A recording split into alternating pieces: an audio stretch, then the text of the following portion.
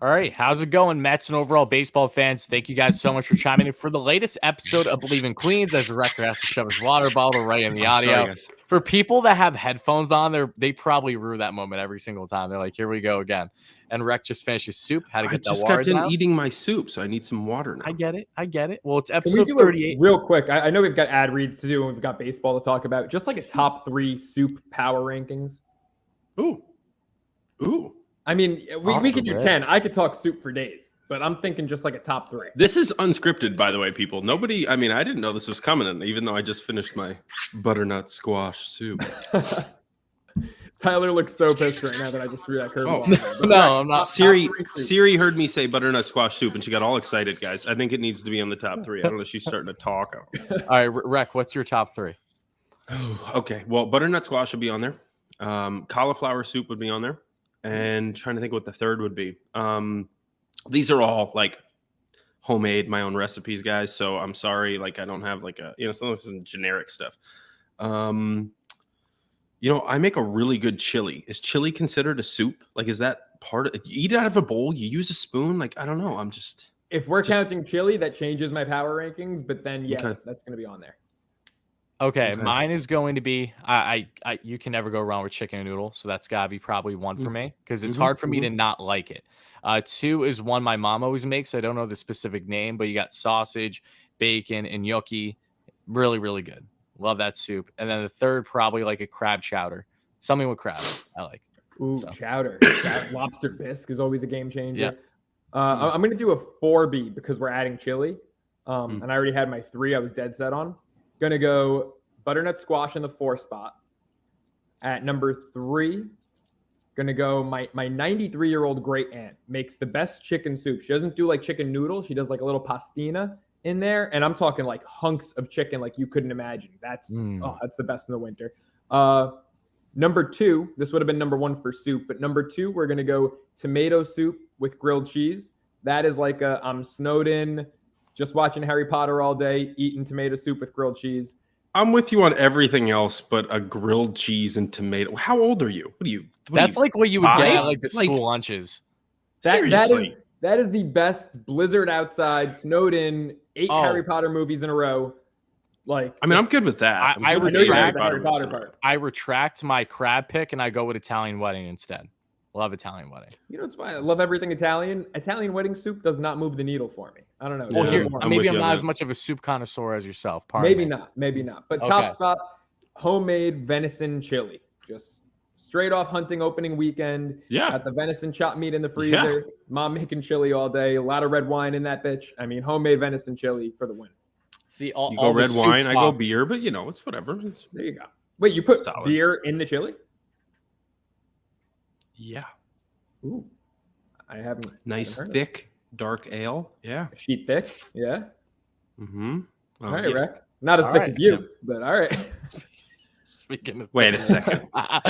we got a thick episode of Bleav in Queens, okay? We got a lot to get into here, okay? A lot of topics regarding the Metropolitans in episode 38. We got to talk about Senga. We got to talk about all the latest pressers for the Mets. Omar Narvaez. Why did the Mets make that deal? Okay, is James McCann on his way out? Cookie Carrasco, trade rumors. What are the Mets going to do offensively? Are they going to add another batter or two? We're going to list their options here. Share our favorite picks, along with the bullpen, with Seth Lugo being the latest reliever out of the Mets organization, as he has just signed earlier today at the time of recording this with the San Diego Padres. But before we get into it all, shout out to everyone here in the live stream on YouTube. Make sure to smash that like and subscribe button.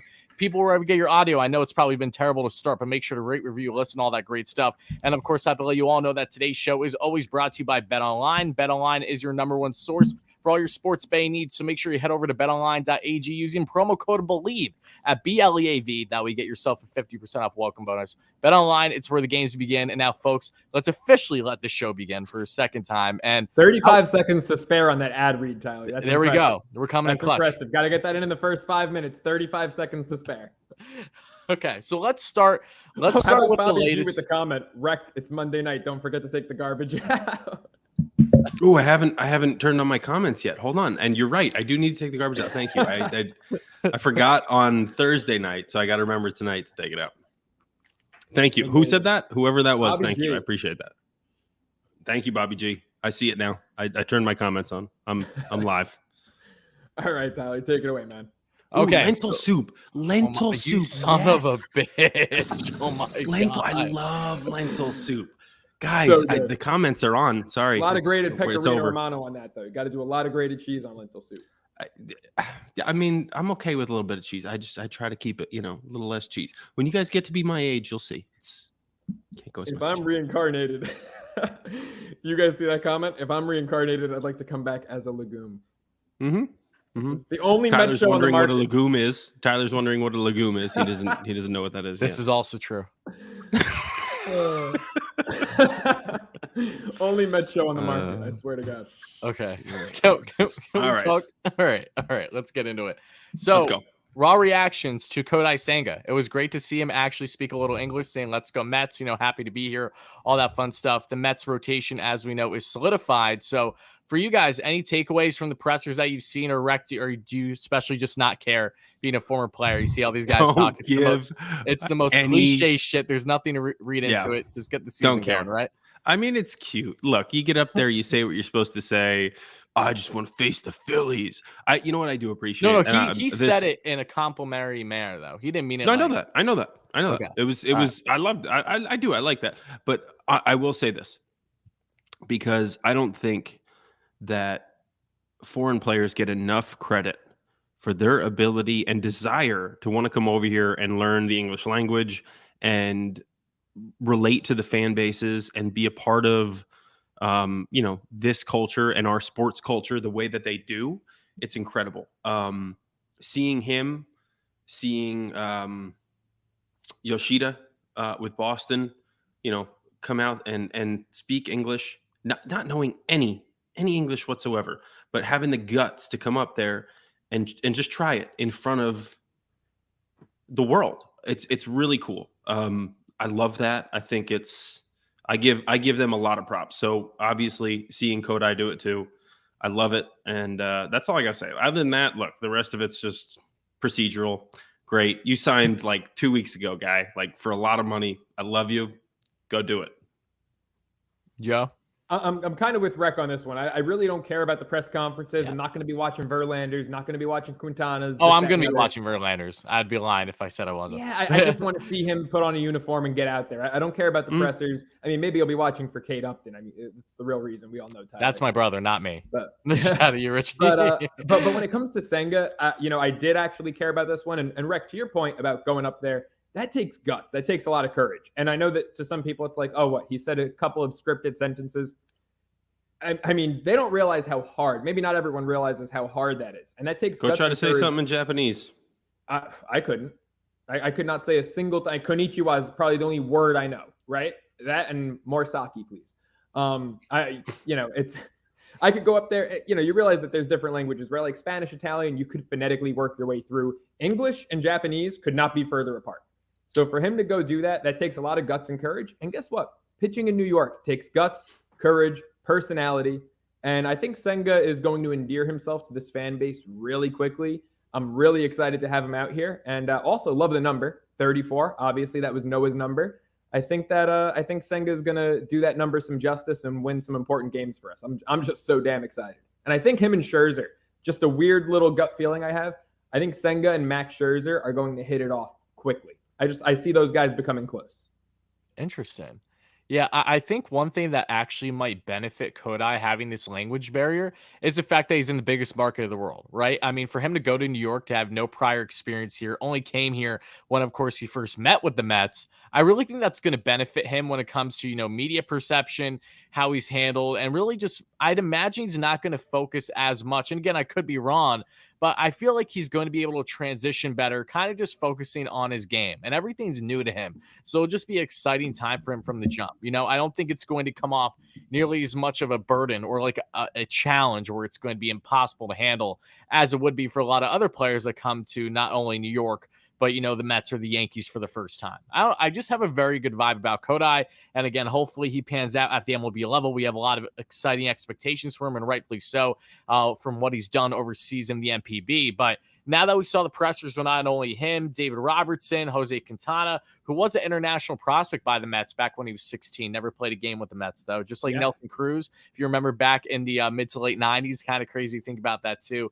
And David Robertson, Jose Quintana, and Brooks Raley, and Justin Verlander will be tomorrow. So we'll see what JV has to say. But let's get into the nitty gritty of today's show, because Rec, I know that when the signing first happened, we were all in shock. You especially were like, why did this happen? The Mets signing Omar Narvaez, the left-hand hitting catcher, to a 2-year deal, is making around $7.5 to $8 million in his first year as a player option after this upcoming season. And I have plenty that I want to share on Omar Narvaez, aside from what I already have here on the YouTube channel. But starting off with you, Rec, give me your pros, your cons. Like, how are you feeling about this for the Mets, as they currently have 3 active catchers for the upcoming year? Yeah, for me, it's not so much that they went out and got another catcher. Like, I understand the point. I mean, you've got a guy in James McCann who, clearly hasn't lived up to the contract that he signed so far. When you look at Tomas Nido, he's certainly more of, at least to this point in his career, more of the backup type. Great defensively, but offensively seems limited. I would like to see him get an extended look, but he's had some points throughout his career where he's gotten kind of an extended look, and it just hasn't gone quite as well as, I'm sure he would have liked it to. That said, Omar Narvaez, the problem for me is that defensively, it's not there. Look, yes, his framing numbers have been good at times throughout his career. I've seen this guy be really lazy behind the plate. I've seen him, not block, not do the little things. Doesn't have a great reputation as far as, getting to know the pitching staff, handling the pitching staff from that perspective. Just not my cup of tea. If I'm going to go out and get a catcher, I need him to be solid defensively first. And of course I want him to hit, and I get that, but I don't want to put a liability behind the plate. It's too important of a position. Yes, I'm biased, but in all honesty, I mean, if you talk to GMs and people that work with these teams, the catching position is one of, if not the most important position out on the field, because they have their hands involved in everything that's going on. Everything on the field. And so to me, bringing a guy like him in, it just doesn't make sense, because his only value to you is playing him as a catcher. Offensively, he's not even that good. Singles guy, like minimal pop, but honestly, in this ballpark, even less. I know they're bringing right field in a little bit, but even less pop than he's shown in Milwaukee. I just don't see the point. He's going to be an average to below average offensive catcher in this park, in this division, and I'm scared for what that brings from him defensively too, because it's not there either. So to me, $15 million for this guy, I just don't get it. Is he an upgrade on McCann in some ways? Maybe, probably. I don't know. Yes, I guess. That much of an upgrade? No. And realistically, until you move James McCann, which I know they're trying to do, I just don't get it. Does this allow them to keep Francisco Alvarez in AAA a little bit longer, to delay his clock, to maybe let him get comfortable DHing more? I don't know. Maybe. Sure. Great. But I don't want to see this guy as my offensive catcher. I don't want to see him as my catcher for this team. That's my take on it. Yeah, that is true. That is true, Grant. You're not wrong. Yes. And I hate to do that, because it's not like I had a great career either, but I just, for the money, it's been bad. We've done the side by side though. You had better offensive numbers as a Met than James McCann, and you weren't making $12.5 million. That's bad. I mean, sorry, James. When you compare the salaries and the value, it's problematic. The salaries alone is what really separates it. I mean, it's not even close. I wish I could have stole $12.5 million over my career, let alone one season. Goodness. Jeez. There's fools out there getting $43 million though. My God. I'm kind of in the same boat as you, Rec. When it comes to Tomas Nido, I might be a little more out than you. I feel like we've gotten our extended look already. I feel like this year was our extended look. I love him and want him to be a career backup with the Mets, because defensively, Come on, the guy wasn't even a full-time starter, and he was one of the 3 Gold Glove finalists in the National League. He is an incredible defensive catcher, and my outlook is that there are 2 positions where I will sacrifice offense for defense on the diamond. It's catcher and it's center field. Maybe in the old days, like Mets had Ray Ordonez back when, late 90s, early 2000s, people would say shortstop. Nowadays, there's just too many shortstops out there that are offensive juggernauts to really sacrifice too much. But I think center field and catcher, I'll sacrifice offense for a Gold Glove caliber player any day. The problem is right now, though, Alvarez is such a big question mark that I think that the Mets brought Narvaez in just to be obviously insurance. But Nito's already shown us, last year he had to deal with the bulk of the playing time. Like, he can catch 100 games if needed. In an ideal world, he's catching 50 to 60. But I just don't understand when you haven't gotten rid of McCann yet. You're probably going to have to eat that salary. I know I've said this in the past. Go ahead and spend. It's not my money. But that just doesn't seem like the best way to spend when I feel like, right now that would be in the bullpen. And then obviously, which we'll talk about, more later on, adding another bat. Narvaez isn't that other bat. With Alvarez, you have a guy who his defense is in question, but he might be a DH, and he might be an effective DH on this team. Narvaez, like you said, is not going to be an effective DH. He's not going to play left field. He's not going to go anywhere else. So, I don't know, to be what I consider a third catcher once we get rid of McCann, at $7.5 million a year, I'm scratching my head a little bit. Yeah, so a couple of things to make note of with Narvaez. One, he did deal with some ailments this past year, and assuming that he can go back to close to his career norms for next season, he is an average 260 hitter, 240 OBP guy, which again isn't anything drastic, but certainly an upgrade at the catching position over what the Mets may have now. Is it an overpay? Probably, more than likely. And this is in the scenario again where Narvaez is getting a good chunk of playing time. We don't know exactly how much playing time he's going to be getting next season, but you'd have to imagine for someone like him who, again, in 2021, let's put 2022 aside for a second, 11 home runs, 54 RBIs, 266 average, 342 OBP, 400 slug, 100 WRC plus. So the most average of average player out there from a hitting perspective in Milwaukee, which yeah. I know WRC takes that into account, yes. But it's not going to, those numbers aren't going to look the same in New York. That's all I'm trying to say. Yeah. I'm not disagreeing with you. Yep. Yeah. And I really believe this all comes down to the Mets doing everything they can to part with McCann.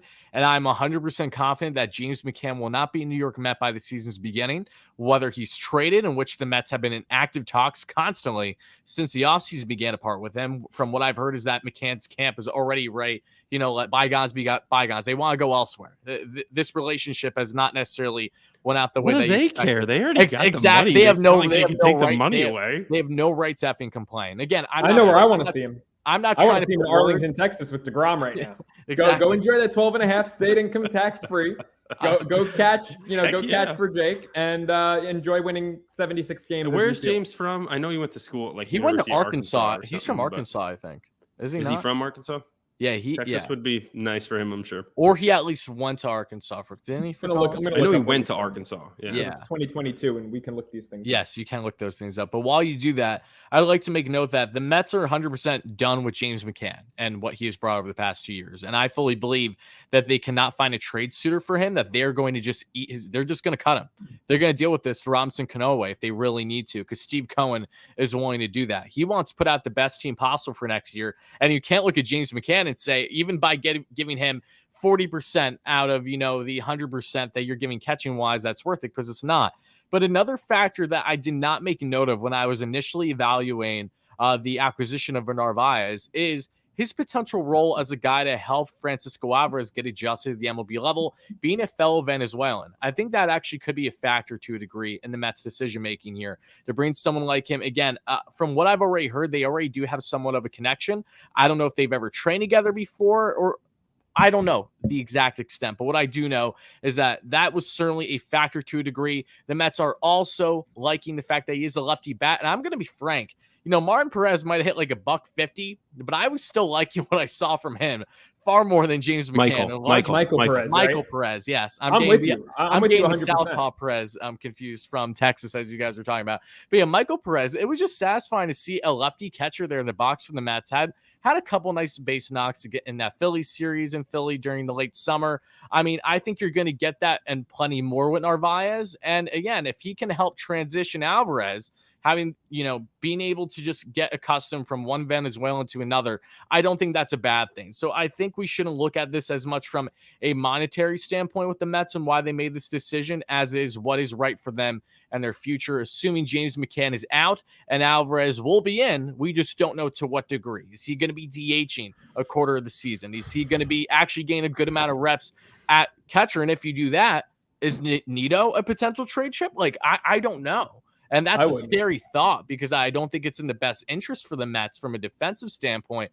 But from a value standpoint, it's something that I'm sure that they will weigh the same way that they're weighing the idea of trading Carlos Carrasco for this rotation. They just solidified things with having JV, Max, Quintana, Senga, Cookie as your number 5, assumably, and then Peterson and McGill. But there's a lot of teams reportedly that have interest in Carrasco. And from what I initially heard throughout the industry is that the Mets heavily shopped Carrasco prior to giving him his 1-year, $14 million deal to stay with the team. They are not too high on him next season. I don't know if that's because of injury concerns, just his age. Even as a number 5 starter, he has value. And given this pitching market, I fully expect there to be some solid suitors for Carlos Carrasco. Now, could the Mets use Cookie in a deal to potentially help lessen the blow of trading away McCann and his salary? That's possible. Or could they just use Cookie straight on to get a young, higher upside starter, which I've heard, or even potentially a bat to a lesser degree that has, more minor league options, a guy that can be flexible for them in the years going forward, more team control. What I do know is that as of now, the Mets are not in love with Carlos Carrasco in this rotation for next season. So I kind of want to pick your brains because you can never have enough starting pitching depth, right? So it is a little head scratching, if you will, to suggest, the Mets really want to get rid of Cookie. Of course, they're not just going to dump him anywhere. But starting off with you, Rec, what's your thoughts about that in the scenario where, say, the Mets trade a Carrasco and in return get, I don't know, a Peterson McGill type, another young, higher upside pitcher while giving up a better pitcher now in Cookie? Let me hear it. I don't know what Carlos's trade value is on the market. Mm-hmm. Yes, it could be semi-high, but at the same time, I mean, $14 million for Cookie, does that feel right, or does that feel like it's low? I think that feels about right. Like, I really do. For the market now, that you can argue that's even a bargain. I don't think so. Okay. I don't know. I mean, to me, those innings eaters, if you will, that we've seen, the Quintanas of the world, they're getting about 12 to 13 million a year. Tyler Anderson had a great year with the Dodgers. Awesome, at 13 million a year. I don't see Cookie getting more than that on the open market right now. So basically what I'm saying is I don't think he has the value to bring back a piece that's worthy enough of trading him. I think he has more value to the Mets with where they're at and needing those bodies, needing that depth in the rotation. I think that's more important. Dave Kaplowitz, thank you. If you were a GM, I would gladly sign that deal right now. Hopefully I got your name right, by the way, too. Shout out to Dave. Guys, by the way, Dave is also the beauty that sent me the Mets glove. So that's Dave right there. So shout out to Dave. Wow. He's a beautiful supporter. Guys, if Dave, you're looking on audio, awesome, man. Thank you. That's so awesome. That is a great glove. With what that glove's worth, Dave, why the hell are you still sending him donos? You've given him enough. Come on. Maybe Dave can sign me that 2-year, $12 million deal if he's sending out. You never know. Like shout out to you, Dave. What are you doing over there, Love man? You, brother. Anyway, so that's my take, honestly, on Cookie. I think he just brings too much value right now to this team and not enough on the trade market to make it worth trading him. It doesn't make sense to me. And I just want to go back to them because I saw people saying stuff about McCann and Narvaez. Yes, Omar Narvaez is a slight upgrade on James McCann in some respect at the catching position. McCann hasn't proven to be very good defensively either with the Mets. So realistically, yes, Narvaez has some value over McCann. My issue right now is where it puts Alvarez, Nito, and the fact that you haven't even gotten rid of McCann yet. You're basically going to unload him and pay his salary. So you're kind of spending $19 million on Omar Narvaez, which is crazy. Yeah, and also I had mentioned this before with the Narvaez deal. It's like the biggest thing I think we've all stressed about this offseason and offensive acquisitions is athleticism and defensive versatility. Yep. And I'm not a fan. I know, Rec, there were times last year that you didn't mind it, especially in the playoffs, having 3 catchers. I'm not a fan of carrying 3 catchers personally. But you have to have guys who bring value to the position that makes sense for your team. If you're going to have Alvarez on your team, that's your hitting catcher. That's your guy you use offensively in situations where you might not typically use a catcher, the guy who DHs sometimes. And then you need defensive guys around him. And Omar Narvaez is not that to me. Yeah, Alvarez and Nido, perfect. If we just had a little more offense out of McCann, that's an okay trio, because McCann had years where defensively he was really above average. Offensively, he was really above average. If it was that James McCann, we're not even having a discussion. But obviously we are, because he hasn't been that James McCann. And that's the most frustrating thing when evaluating McCann, because like you, Rec, we were both in unison with being in favor of this deal when the Mets first did it. I really liked I love James McCann during his time in Chicago, especially. I mean, I know thought that he was on his way up. Yep, exactly. It felt like he was thriving, getting a little bit more of an increased role there. Short season, thrived in Chicago too. I know he started off his career absolutely abysmal in Detroit, but again, got a second chance there with the White Sox. And as someone who's a casual fan of the White Sox too, I was watching for a bit and I was happy with what I was seeing. So I was excited for that deal. And it's a damn shame to see just how much it's fallen flat on its face since then, but that's the nature of the business sometimes. So it seems like James McCann's time in New York is certainly done. It's just a matter of when versus if at this point. But going back quickly to Carrasco and potentially being dealt, I think I can understand the Mets mindset here. Again, they need to make sure that they're getting the proper value back in someone like him, because you just don't dump a Cookie who's your number 5, who would very well could even be a number 4, even a number 3 in other solid rotations in baseball right now. You just don't dump him away. But when you look at the Mets bullpen construction right now, and this will be a nice pivot into Seth Lugo and others that have recently left, is that the Mets want depth, right? So you have David Pearson, Tyler McGill. What do they want to do there? Are they viewing David Pearson more as a starter versus, say, a multi-inning reliever? Do they still view Tyler McGill as potentially a starter or a guy that's going to be more of a lawn reliever? This is all going into their evaluation.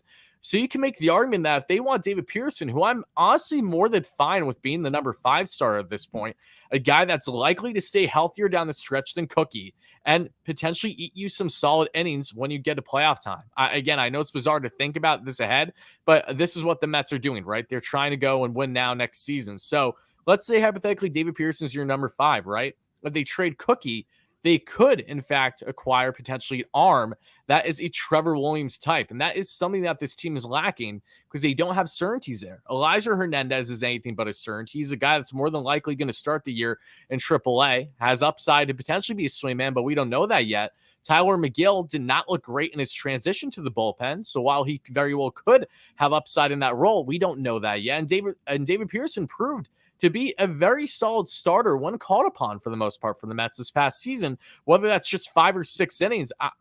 I think you could almost argue that you might get more from David Pearson as your number 5 starter down the stretch than Cookie based on health alone.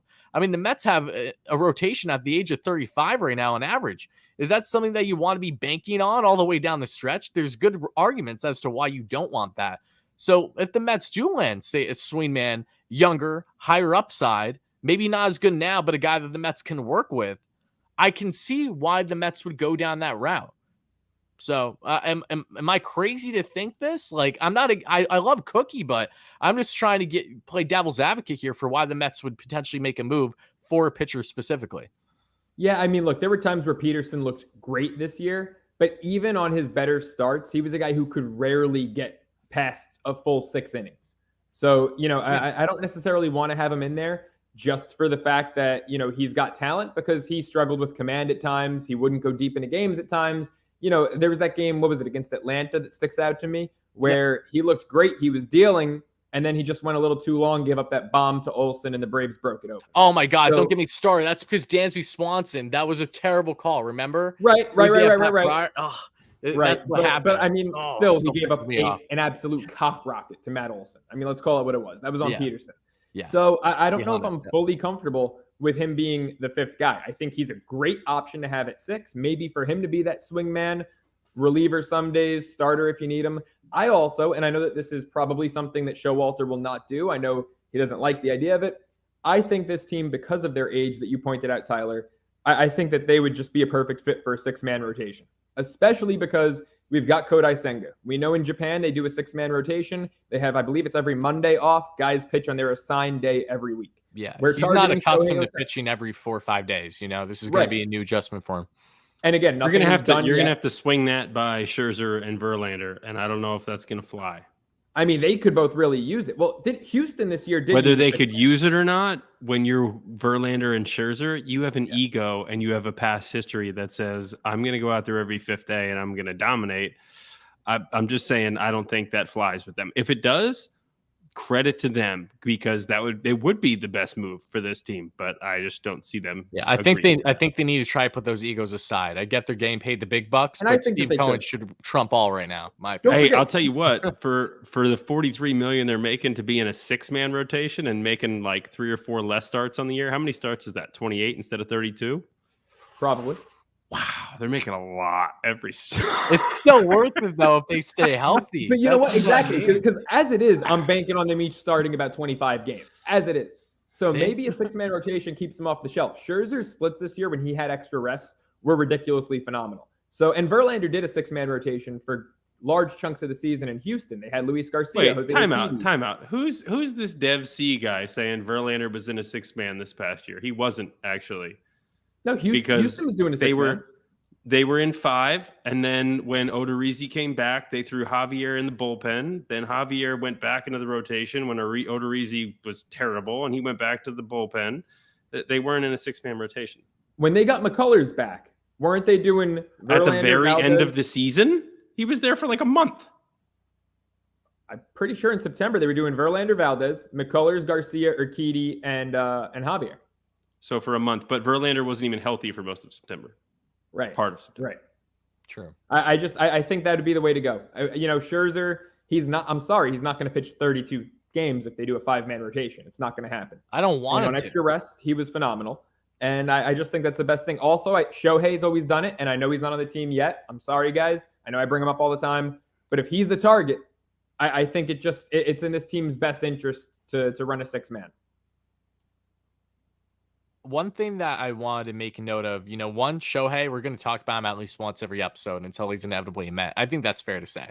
And 2, when you look at the Mets and their configuration with their pitching right now, I do think it's in the best interest for them to do 6-man. I really hope they do. That's the biggest thing. Rec, you made a good point about the egos, and I love having guys that have egos and back it up. Max saying, I want the ball, and he goes out and absolutely shoves. But at the same time, I think, okay, Max, well, how did you finish the year? Oh, you absolutely choked in the 2 biggest starts of the year. So I don't know exactly how much leeway you should be getting there. Okay.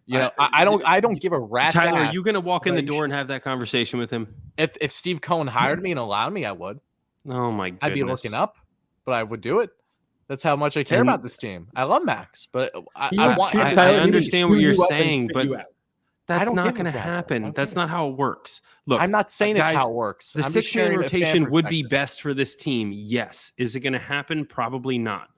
It doesn't make sense from my perspective for these guys to swallow that and say, yeah, sure, let's go to a 6. I just don't see it happening. I'm not saying it wouldn't be the best solution for this team. I'm just saying I don't see it happening. That's all. And that's fine. That's fair. Kind of like I said, Jacob deGrom isn't going to come back. It's the same thing. You want to know something crazy? Speaking of this, because this goes in hand with you, Rec. You said he wasn't coming back. I did a video on 5 players who I said would not be coming back this offseason. And I didn't want to have him in there, but Jake was number 1. Number 2 was Taijuan Walker. Number 3 was Seth Lugo. Number 5 was Tyler Naquin. And there's one guy I'm missing. Who the hell am I missing? It wasn't Bassett. Tyler Naquin was a layup to have in that video. Shame on you for including him. I had to at least have one safe pick. Okay, I think that's fair. So I was like taking a team that's like minus 950 money line. Oh, Trevor May. Trevor May is the other one that I said wouldn't be coming back, and he's no longer a New York Met as he might signed be July 31st. Yeah, that's Oakland true. A. He might be Oakland A. He says he loves the Coliseum. He has a soft spot for the Coliseum. I too enjoy the shittier things in life. I mean, it's going to benefit him as a pitcher. That's not wrong. You can't say that's wrong. That'd be like me saying I'd rather have my first my first car, my 02 Corolla with crank windows instead of a Maserati. Right? By the way, that was great on dates. Now. Oh, you want the window down, babe? Yeah, here, let me just like reach over and just crank that bitch. Like, wait, so if you're, how old are you, Joe? 25? 24. 24. You had an 02. 02 was your Corolla. first car. Wow. Yeah. Crank windows. 190,000 miles. I would still have it, but the brakes gave out on me on the highway one day. I had crank windows with my 06 Hyundai Elantra. Yeah. Oh wait, no, I'm sorry, I'm lying. My dad did. He had a Kia, which was like the same thing back in the day. Mm-hmm. Name my car Soldier Boy, because if you wanted the window down, you had to crank that. I don't know if Rex. Okay, let's move on to the next subject. That was bad. Okay. David, I want to get back to your question a little bit later in the show regarding, thank you for the dono, asking about Rafael Devers, because I know that he's definitely in a lot of trade talks right now if Boston cannot re-sign him, extend him rather. So we'll get back to that comment later, David. Thank you for that. Can I comment on it? Do you want Yes. Yeah, okay. See? Rec is on board with Rafi Devers. There you go. He's a beast. Who wouldn't want him? Exactly. Ooh. What would you have to give up? And, you get into that. That's when it gets, where are we going to go with it? But, yes. For Devers, Brett Beatty, Ronnie Mauricio. All right, let's just do it now then. Fuck it. And Cookie. You're giving up at least 2 more high-end prospects. At least. You don't think Beatty, Mauricio, Cookie? What's that? Beatty, Mauricio, Cookie, those 3? That doesn't even begin the conversation. No. They laugh at you. Yep. No. There's got to be. They would start that conversation with what about Alvarez? Who's the Mets number 2 prospect right now? I don't know. One of Parada or Alvarez would definitely be in that deal. Parada would be okay. There's a catcher. Okay, so you've got, I would say, Beatty, Mauricio, Parada. Then I'm going at, I don't even know. I'm not good on the prospect front. That's not my thing. At least probably 2 of their pitching prospects, and I'm talking like high end. At least one high end pitching price, especially with Boston. Like, I don't want Dominic Hamill to be a Red Sox. We just had him on the show. Come on. I mean, the only guy I would say is off limits completely is Alex Ramirez. I don't want that kid going anywhere. I agree with him 100%. He's the future of the outfield for the Mets. Yeah, I think at the tail end he's only like 2 years away. So. I think Nimmo will be playing the corners at the tail end of his deal, and Ramirez will be our center fielder. Yeah. Here's one thing. That's why I say with Devers, like, it would be tough. It would be tough to pull that off, just because you're swallowing a lot of prospect loss. But I mean, the dude's ridiculous, and it's a hole that they've had at third base since David was healthy. Like, yeah. I mean, you had flashes, but like, who have they consistently had? Like, Todd Frazier had a good half season. I mean, yeah. Don't get me started. No, JD Davis, they tried, failed terribly. They have not had a consistent guy at the hot corner, and Devers would be amazing. I have one counter when it comes to Devers, and it has nothing to do with him. It's the fact that if Shohei Ohtani is at all available at the trade deadline, that trumps all, in my opinion. Because I know you have the argument saying, "Oh, why don't you just wait till free agency?" And that very well can be the case. Wouldn't surprise me. Can I ask you guys a question about the Shohei thing? I want to get your opinion real quick, because this is something that I've been thinking about lately. What does his extension look like, or his contract look like? How many years? How many million? 12 years, 500. I think he's going to be the first $500 million guy. Yep. Okay. 12 years, 500 million. How long do you think he'll be able to pitch and hit at this level? Half of that deal. Yep. Have that. 6 more years, you think he'll be able to pitch and hit at the level he's at right now? Yeah. If he could do that, that would be I want to say legitimate deal, but it would be a deal that I would consider. I don't know how long he's going to be able to do it. I really don't. I love him. Like, this is not me putting anything bad on Ohtani. Ohtani's greatest player in Major League history for all I like. I mean, with what he's doing right now, it's incredible. Like, seriously. I don't know how long he can do it, because the wear and tear on your body to do those 2 things, the way that he does them, and as consistently and elite level he does, it's not about the games. It's about the stuff he's doing behind the scenes. I don't know how long he can do it for. And so I'm a little bit weary of that in trading for him or giving him all that money, because I'm just not sure that you're going to get that. Now, that said, you'll get all that money back probably in marketing and like, everything that you can use this man for off the field. You're going to make a lot of that money back. Plus, obviously, he should help you win games and get to the playoffs and potentially win a World Series. So from that perspective, it makes a lot of sense. I'm just talking about like the value of the contract, like I also think there's a price to be paid though, to keep him away from the Dodgers. Cause I think it's at the end of the day, Mets Dodgers. And if you can tell the Dodgers, they haven't done anything yet this offseason. Oh yeah, they're going to do everything they can. It's like they said, we're going to get under the luxury tax one more time, and then we're going to pay Ohtani all the money in the world. Like that's literally all I'm seeing right now. So it's interesting. I mean, look, Steve went out, we talked about earlier, and said, whatever it takes to win, I'm going to spend it. And that's great. This is Steve's money. Like I talk about this stuff from a value perspective because that's just how, I came up, and that's how I see people, and that's how I think about things from that business perspective. But all that said, I mean, I don't know. I don't know how the Dodgers, like they're going to be able to compete, like is all I'm saying. From a monetary standpoint, like obviously there's a limit that Steve doesn't go over. Like he, otherwise he would have signed every guy he's ever been on, every guy the Mets have ever been on, right? Like realistically, like, I mean, if he wanted Correa, he would have signed him to a $380 million deal. If he wanted, Jacob deGrom, he would have signed him to a $200 million deal or $250 million deal. You know what I mean? Like obviously there's a limit to where he'll go for these individual deals. And so it's going to be a really fun bidding war, honestly. Like it's going to be a fun thing to hear about next offseason. But I'll say this about the limit. The limit only seems to apply if he feels that a guy is replaceable. He felt like Jake was replaceable with Justin Verlander. Yep. Correa, I'm not comparing them right now, but maybe if Brett Beatty takes off, if Mauricio takes off, maybe it's not worth Correa at that ridiculous, not only financial commitment, but also years commitment, over a decade. If Brett Beatty is a perennial all-star, if Mauricio is a perennial all-star, it's not worth it, right? Ohtani is just the kind of guy that I don't see a comp anywhere out there. There is. Oh, there isn't. Yeah. And especially, like I said, it's not just, you're not just paying to get him, you're paying to prevent him from beating you in October with the Dodgers.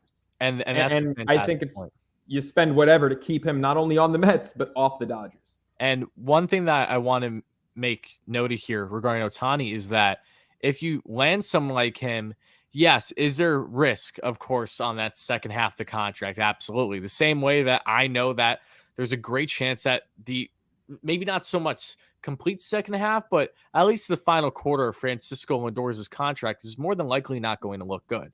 That's going to be the case for pretty much every top star that's signing 10+ year deals from now going forward. Like that's going to be inevitable. Same thing with Aaron Judge. I don't think that Judge is going to rake at a consistent level his entire career. He's going to fall off at some point. If I'm wrong, I'm wrong. Maybe it'll be a Nelly Cruz here. But wait. Let me finish.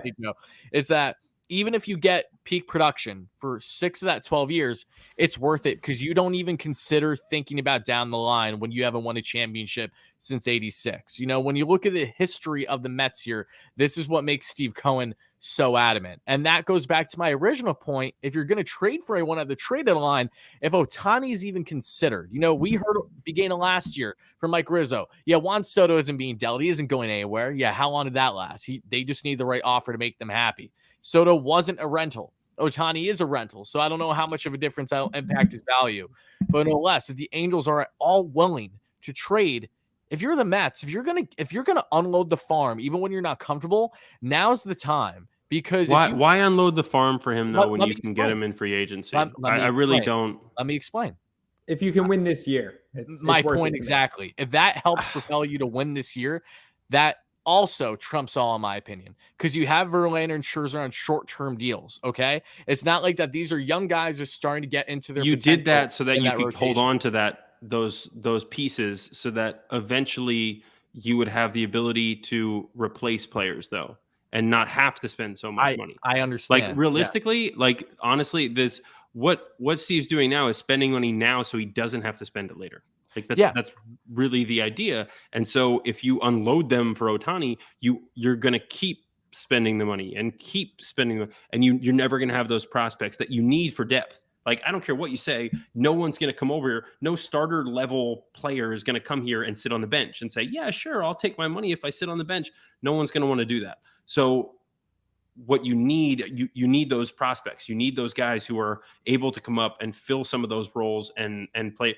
And if you're going to unload all those guys at the trade deadline for Ohtani, that doesn't make sense to me. It really doesn't. He's not going to get traded somewhere and sign a deal. So why not just wait the 2 or 3 months and go get anybody else who's available who you could potentially win a World Series with? Get 2 guys instead of getting Ohtani. You'd have to trade away less, most likely, and you'd get just as much production. I mean, maybe not just as much production, but you get production.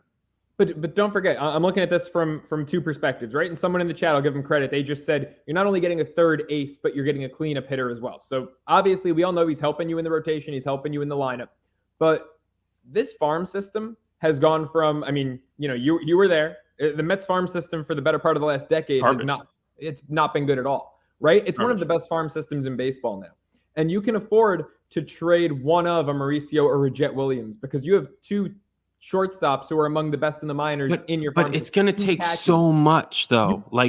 But you're still going to have some guys that are really damn good. You're probably not going to give them both. And the likelihood of all those prospects panning out is not strong. It's not about that. It's not about that though. It's not about that.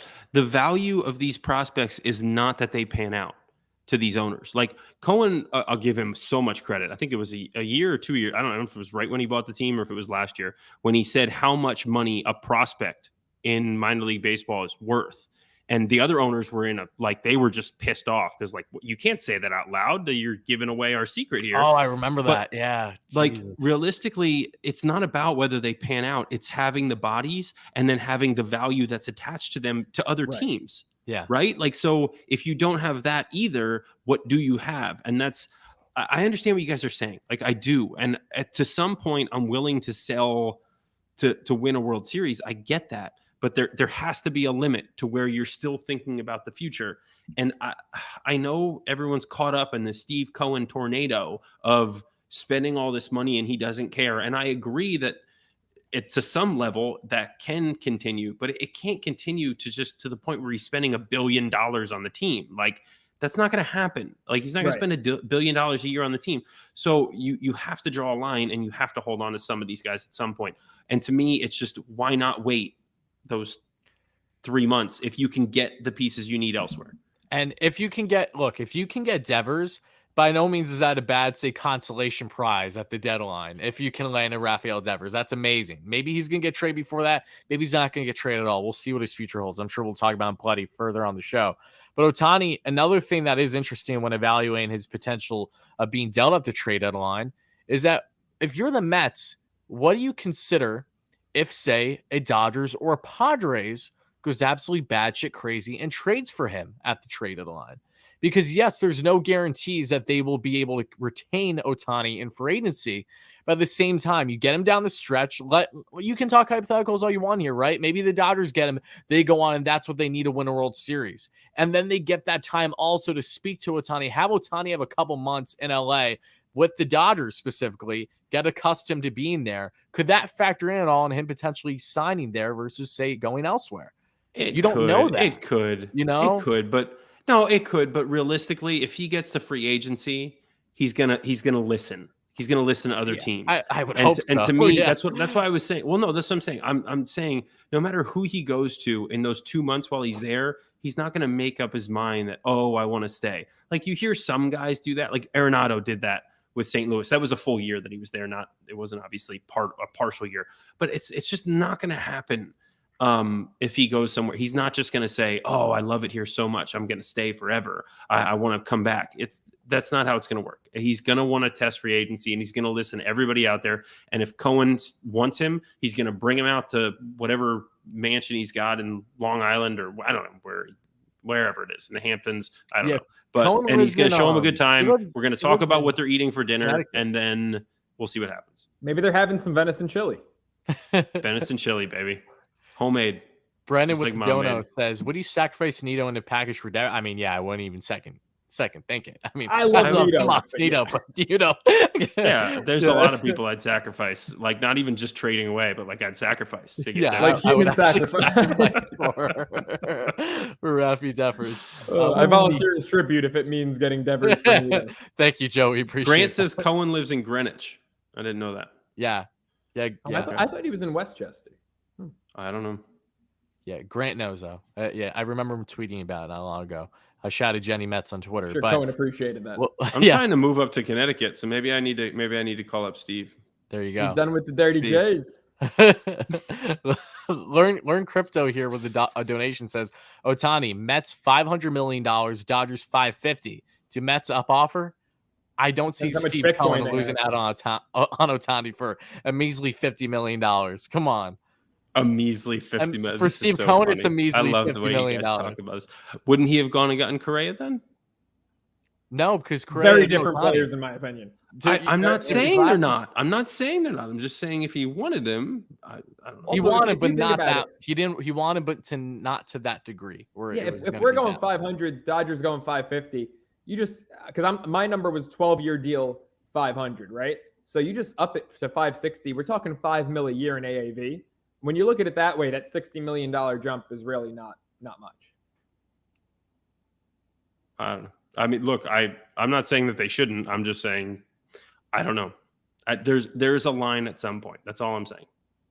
Pat Metz with a $20 donation. Thank you so much for that, brother. He says, I love Shohei Ohtani, but do any of you with pitching and playing I can't even speak. Do any of you believe with pitching and playing daily, he will wear down quicker? Agree with Anthony about questioning if he can maintain the pace for most of a long-term contract. And that's a completely fair question. When we have a unicorn in Ohtani, you don't know how long is he going to be able to perform the way he has to this caliber, right? I mean, he's not only one of the best sluggers in the game, but he is easily one of the better pitchers out there in all baseball. People try to compare him to Babe Ruth because that's the only person that ever did either at any kind of. Ohtani wipes the floor. And Ohtani's a lot. No, it's a joke. It's a joke. That's how funny it is. Like Ohtani is a Cy Young worthy pitcher and an MVP worthy hitter. Like. And Ruth never did them at the same time. People forget Ruth was a pitcher and then a hitter. Well, no, he did pitch and hit in the same seasons, but never he didn't pitch very many innings in a season that he hit it. Like, and he never hit more than like 10 home runs when he was doing that. Correct. Like he barely did both. Like it wasn't. But so what Ohtani's doing is that insane. And back then you could eat hot dogs and drink beer and go out and play a game and be one of the best in the world. Great.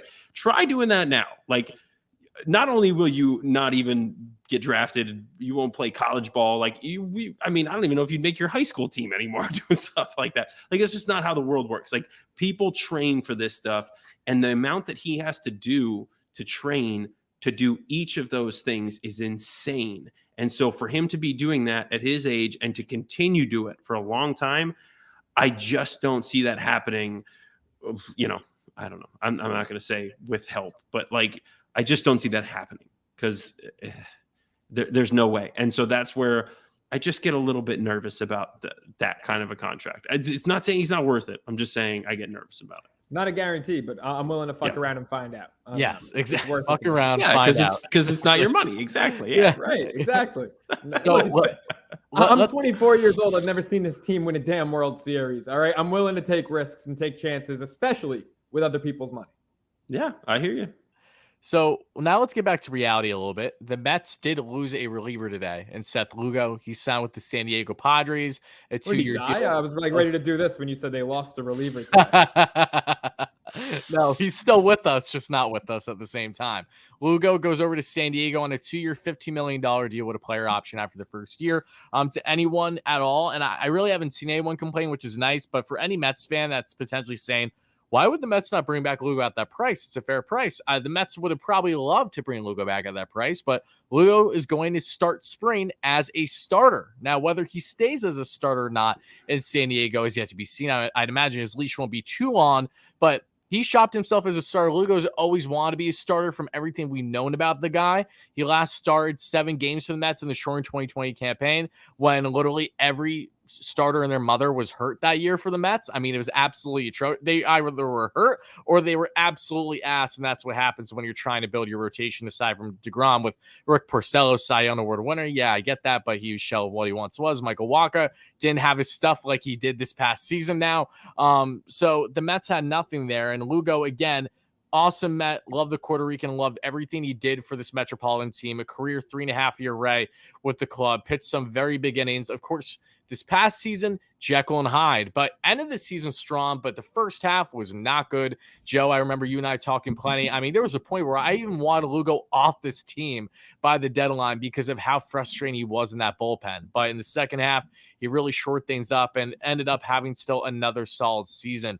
That nasty spin rate on the curveball. Again, I wish Lugo all the best, but now he's with the Padres, who are definitely looking for more pitching depth, and they don't have any right now after losing some key starters, so it makes sense for them. But question you guys now for our last 2 things we have to say here, one on the bullpen and then one on the offense is, you look at the Mets, they've lost Trevor May, they've lost Seth Lugo, they've lost Trevor Williams.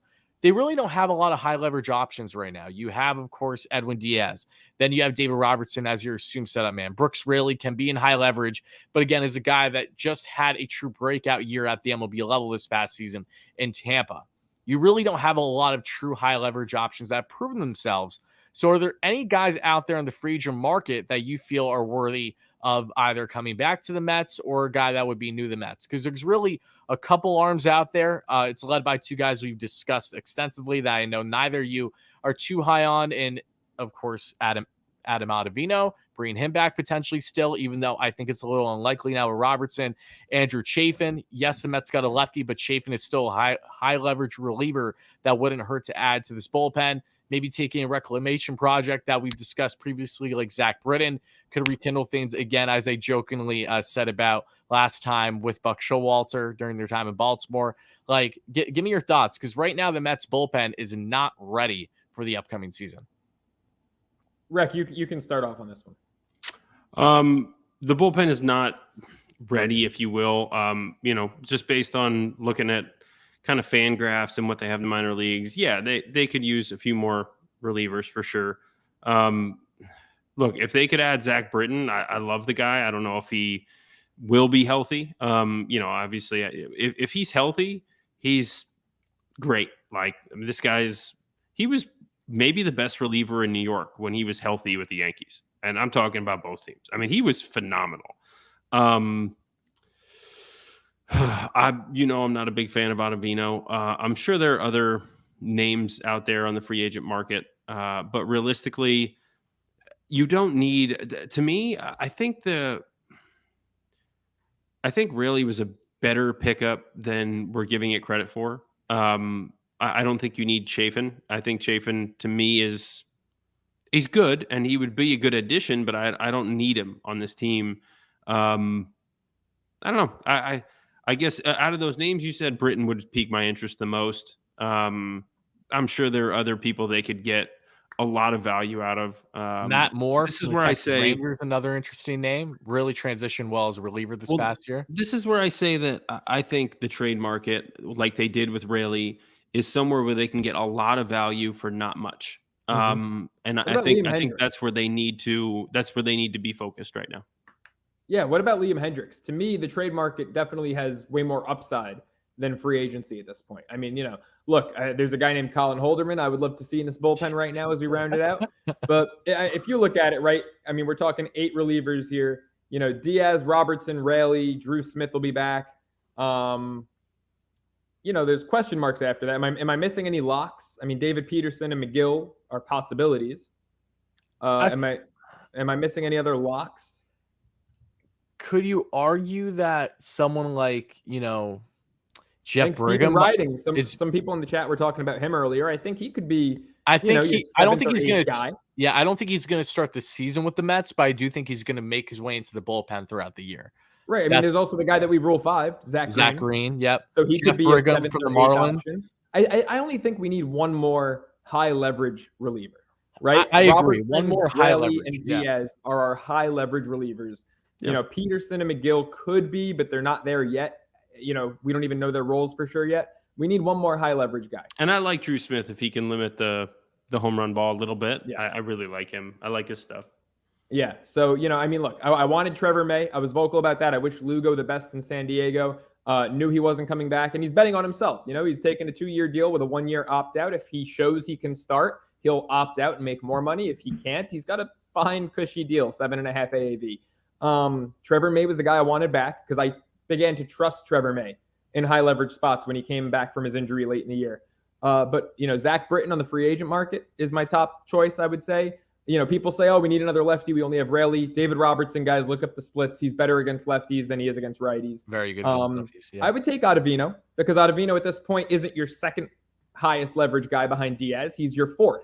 So I would take Ottavino, if not Britton. But Liam Hendricks is the guy that I want to at least explore what's going on. I mean, look, if the cost is Mark Vientos for Liam Hendricks, I'm not thinking twice about that. I'm pulling the trigger. Yeah. So we'll see what the White Sox would want. But Liam Hendricks is a guy that I definitely want to explore because he becomes probably your second guy behind Edwin Diaz. Yeah. Also, obviously, Edwin's brother Alex down in Cincinnati. That's a slam dunk if we can pull that one off again for a Vientos type deal. No doubt about it. Yeah, if you could get Alexis Diaz, that would be awesome because he still has multiple years of control. Nass, he just gained his MLB career start. I mean, I would love that. We talked about that when the offseason first began, but still options for the Mets in their bullpen. And I do believe that they're going to be rounding it out soon, whether it's before or after the holidays, as yet to be seen. But I do think they're really going to be coming to a close on the last few moves that they have for this team, at least from, you know, what are still glaring holes right now. And that is the bullpen for 1 or 2 more guys. Offensively, though, we know that the Mets have been in the market for a bat, at least one. Steve Cohen was adamant. It's something that really stood out to me in his comments. He just interviewed with the New York Post the other day. And in doing so, he did say that, yeah, like I was going for upwards of $300 million on, you know, and he was okay with a 13-year deal, supposedly for Carlos Correa. But according to, you know, the discussions he had with Boris calling him multiple times, they just hit them a little too late for the Carlos Correa party, and they were already too far down the road with the Giants. And again, he still did have a limit. He wanted to say around $300 million.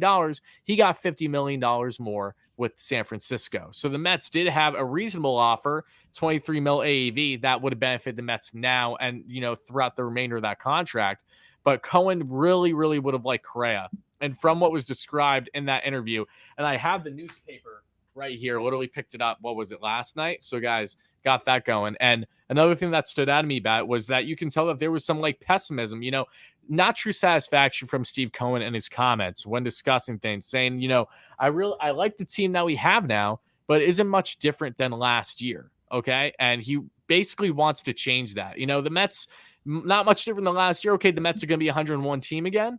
That's not bad, but they need to be hot when it matters most. So Cohen's still trying to add more, and whether that's strictly just a bat in free agency or if he gets creative via trades is yet to be seen. But we know the Mets have been linked to Michael Conforto, JD Martinez. Martinez is off the board. He signed a 1-year, $10 million deal with the LA Dodgers. We see Michael Brantley, who would have been potentially a fit in the corner/DH, as a great contact here still, re-sign on a 1-year, $12 million deal with some bonuses there with Houston. So out of the bats left, Joe, let's start with you. You got to think Trey Mancini, Brandon Drury, who I think is the pipe dream of the group, because I think his market's too high and he's going to regress. But again, I would have loved Drury and reuniting him in Queens.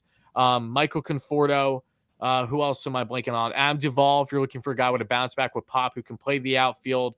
If there's anyone else I'm blanking on, please enlighten me. Well, I'll let you profile the guy in the thumbnail. If you're looking for the most versatility, can play the corner, can play infield, has speed on the bags, will thrive with more stolen bases likely to happen next year, will thrive with the shift gone, will thrive as a switch hitter in this lineup too.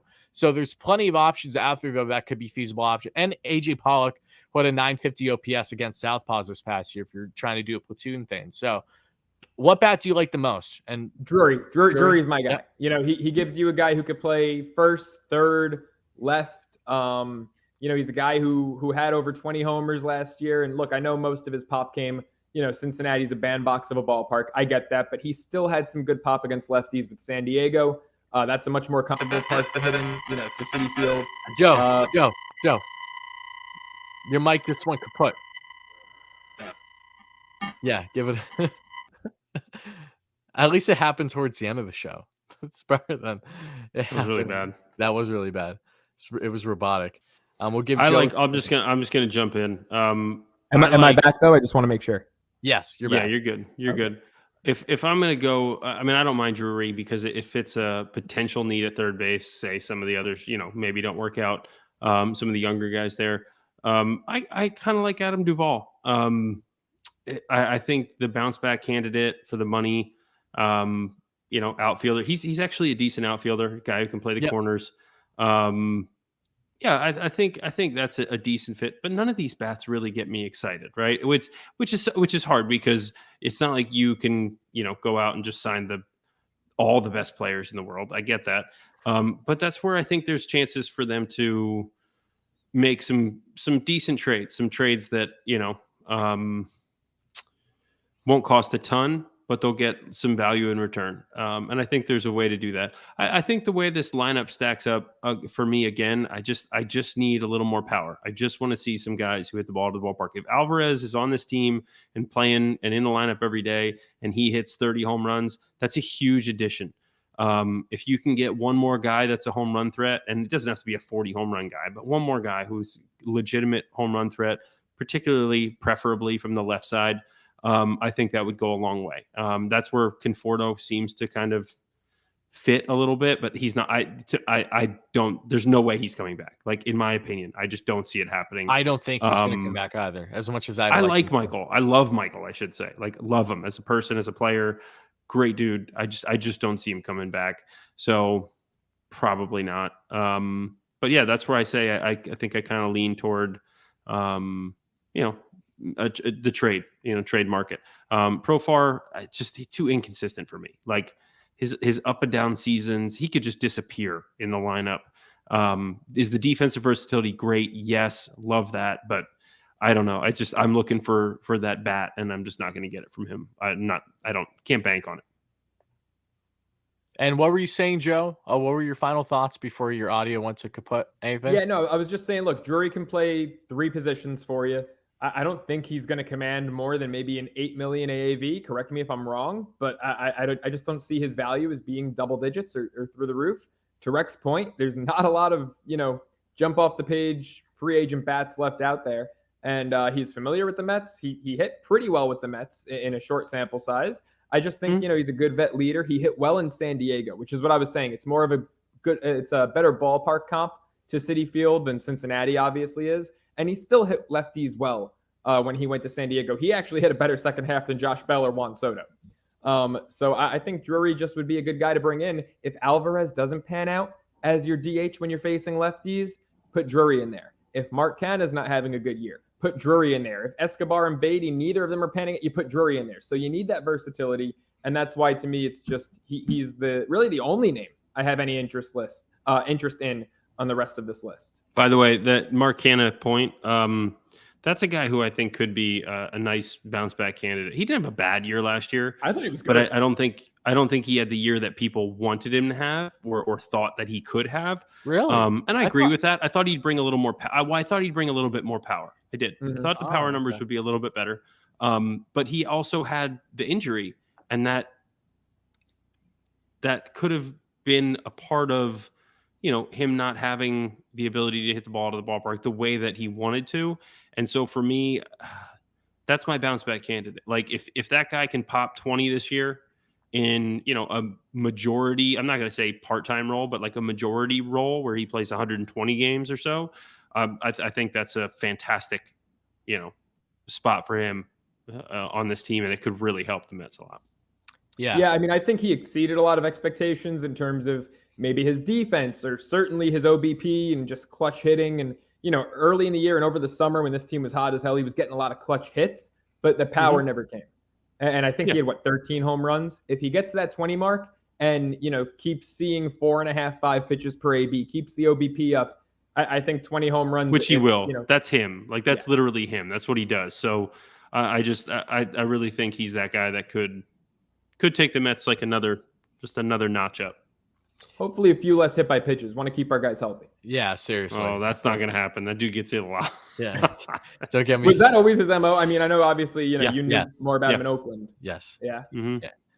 That's always been his thing. Between him, McNeil, and Nimmo, like, forget. My goodness, like, and then Lindor got hit a bunch last year. Pete. I mean, you got to go in on him, so he's gonna get hit. It's tough, man. They're gonna get hit again. Man, there was a pitch. It might have been that Milwaukee series late in the year in September. One of the few series that they played well in September, where he just took a pitch. It was low and in from Corbin Burns, and Pete clobbered it. And pitch that was not a pitch I'd ever seen Pete hit in his career until that at bat. That was one of his best home runs of the season. That was. I mean, it was just one of the best at bats of his life. I think. I mean, because that's a pitch that's gotten him out so many times, and I guess he was just looking for it, and he just stepped out and took care of business. He did, and offensively for the Mets, in the corner, I think Canna is actually going to get a little less playing time next year. I think this is something that's going to continue. I think he's going to be the guy to play every 2 to 3 days on average of a 3-game set. I think that's how Buck and the Mets want to utilize him to get the most out of him health-wise.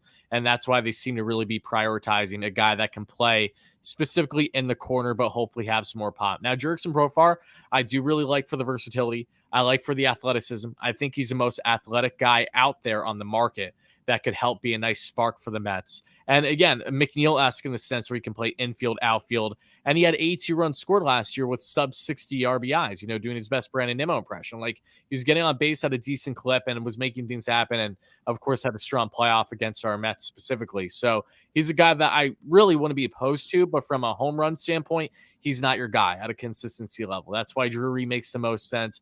Adam Duvall is due for a bounce back, but do the Mets really want a guy that strikes out the way that that Adam Duvall does? I don't know. That's definitely not the Billy Epler way for sure. So I think they would be steering a little bit different than what my assumptions would be. Conforto, I think, would be awesome. I don't see it happening, though, for reasons that the Mets can't really control at this point. And AJ Pollock is a guy that I think is actually more likely than maybe what people realize, because if the Mets really want to get that platoon going with DH to at least start the year, Pollock has historically done really well against lefties, has been injury prone in his career, so it makes sense for him to be more at DH and then the corner when need be. Trey Mancini wouldn't hurt. I would love the Paisan in Queens, but just a guy that I don't think is as high on the Mets radar either. But one thing certain, they're definitely looking for more offense, and the main position that they lacked in this past year that wasn't catcher was DH. So if they can just get consistency at that DH position, imagine how much better this team could possibly be next year, right? Like, it was a gaping hole for them all year long. They never figure it out. If they can just get this thing right once and for all, they really could be. That could take them over the hump, in my opinion. I don't think the Mets need to do a crazy lot offensively. I think they just need to get this solidified, and that starts with the DH position. But, whether it's Alvarez, whether it's Drury, you just need more consistency than last year. Yeah. Third base, too. Third base and DH. Third base is just a non-negotiable. You can't have no offense coming out of third base. So, okay. Well, I do see we got some donations. I'm going to address them all rapid fire real quick to wrap up the show, because I know that we're running behind on time. Devers probably cost Beatty, Parada, Vientos, Tidwell, Hamill, something like that. He's still 26 and a beast. I will pull the trigger on something like that. Blitz, thank you for the donation. I appreciate that. And that very well could be realistic. We don't know right now. Grant says, which current Mets player is most likely to be on TV after their career? Had this convo at dinner tonight. Shout out to you, Grant. That's a great question. And thinking right off the riff, who's going to be on TV for the Mets next? Oh, boy. I don't know. That's actually Mark Canna. Yeah, he did a guest taster segment on Good Morning America. Yeah, he did it well. He was good. I was going to say him or Nimmo. Nimmo's a little shyer, but I mean, he's just got that smile and that personality. So Canna or Nimmo. Yeah, I think Nimmo's a good idea. One more, I would say Vogie's funny as hell, but Vogie is hilarious as hell. Not buttoned up TV, more like sit back, crack a beer, and just shoot the shit. Yeah, doing the streaming like what we're doing is what I could see Vogie doing. 100%. Yeah, those are all good picks. Dean with the $5 donation. Thank you so much. He says, "Hey, Rec, do you think Ryan Mauricio's bat could play at DH in 2023? For those that don't know, Ryan Mauricio just won player of the Winter League, which was great. He absolutely raked in the Winter League, one of the Mets' top prospects. And Mauricio specifically did a really good job. Let me see if I have a stat line by him here. If I don't. It's okay. Either way, Mauricio did really, really good job in the Winter League for the DR this year. So, Rec, do you think that he has any shot of having impact for the Mets this season or no? I hope he does. I hope they give him an opportunity to play a little bit. I don't necessarily see it being at DH. I see it being more potentially at third base. But if it's DH, whatever it is, if he goes to, he's going to go to AAA. If he goes to AAA and rakes, and I mean is just on fire, doing what he did in a Winter League, yeah, I think he has a spot on this roster at some point to do some damage and give himself a shot to make a name for himself, because we've been hearing about this kid for several years now, and from everything I'm gathering out of talking to guys in the minor leagues and watching the statistics, they speak for themselves. This guy, he can play and he's getting better, and he's going to do something in the big leagues. I just don't know if it's going to be with this Mets team if they trade him away, but I hope it is with this team. Honestly, I hope they give him a shot because I think he's really, really good. Agreed. And final comment here from Dean. Vientos Prime. I'm assuming he meant to say Mauricio for Brian Reynolds. Why would the Pirates not do this? I don't know if it's as much of the Pirates not wanting to do it as I don't see the Mets wanting to do it. The Mets would only consider Brian Reynolds in the scenario where Brandon Nimmo walked. And even then, that was still a likelihood that was not strong because the Mets to this point are stubborn about trading top prospects unless it's truly for a star beyond a Brian Reynolds type and say a Rafi Devers, a Shohei Ohtani. They're not going to be giving up these type of pieces, in my opinion, for a Reynolds type player for how the team's currently constructed. By the way, he just clarified he meant Jet Williams. Oh, Jet Williams. Okay. Other Vientos. Gotcha. Yeah, Parada to me is, I know he's a big unknown, but he's an Ohtani or a Devers guy only. He's not not a Brian Reynolds guy. Let's not put dirt on Brian Reynolds' name, because I'm not putting dirt on him. No. I just want to make sure this guy 2 years ago was a 330 guy, switch hitter, center. I mean, he's not the best center fielder. He's more of a corner outfielder, but he's really, really good, guys. I love this guy. He's a great hitter. You're going to empty the farm for Ohtani. You're going to empty the farm for. I'm not saying that. No, of course I'm not saying that. I'm just saying let's not throw shade on this guy. Like, oh, I wouldn't give up anyone for this guy. He's really good. He's really good. I just wanted to say that. I think we got one last dono, by the way. Okay. All right. TJ, thank you. No more donations, guys. We're not addressing them anymore. We got to leave. We're an hour 15 past the Don't pod, give us your money. Yeah, if you want to make donations, my Venmo is at Joe Cirallo. All right. Exactly. Thank you, guys. We appreciate it, no less. Do you believe in Escobar at third base? He had an exceptional section. He didn't have an exceptional second half. He had an exceptional month and a half. Let's clarify that. Yeah. Just September. Yeah. With more consistency, he could be a great option. We wouldn't need I think for what Eddie is right now, he's fine. I don't think the Mets are going to upgrade, but again, if Devers does become more of a likelihood. He's a bench piece, right? Like, to me, he's a bench piece. I don't think he's a starter. I think he's going to start. I think he's going to start until Beatty outplays him and the Mets give him a leash to do so. I don't think he's going to be starting third baseman right out of the jump. So you're saying Beatty starts the year in AAA? Beatty doesn't start the year on the bench. I don't know. I don't know, to be quite honest with you. I do like the idea of Escobar, though. I like the idea of Escobar as either bench or DH, though. I don't hate that idea. I like him as a semi utility player type that can come in and pinch hit if you need him to. And, can he DH against lefties? Sure, sometimes. But, I mean, I'm hoping Alvarez makes the team. So true. Again, Mets have a lot of options internally at DH. We just have no certainties. And because of that reason, that's why they're active in the market to add more offense. That's why they don't need to add DHs, right? Like, that's why they need to add athletes. That's what we keep saying. Exactly. And with that being said, guys, it's going to wrap up episode 38 of Bleav in Queens. We were all over the place per usual, but we hope you guys enjoy no less here on YouTube or wherever you get your audio podcast. This is myself, Wardy at WardyNYM. Check me out here on YouTube if you haven't already, or on Twitter. That is Joe Sorrell at the Joe Sorrell. Make sure to check out his Sorrell Sports Talk podcast coming out weekly.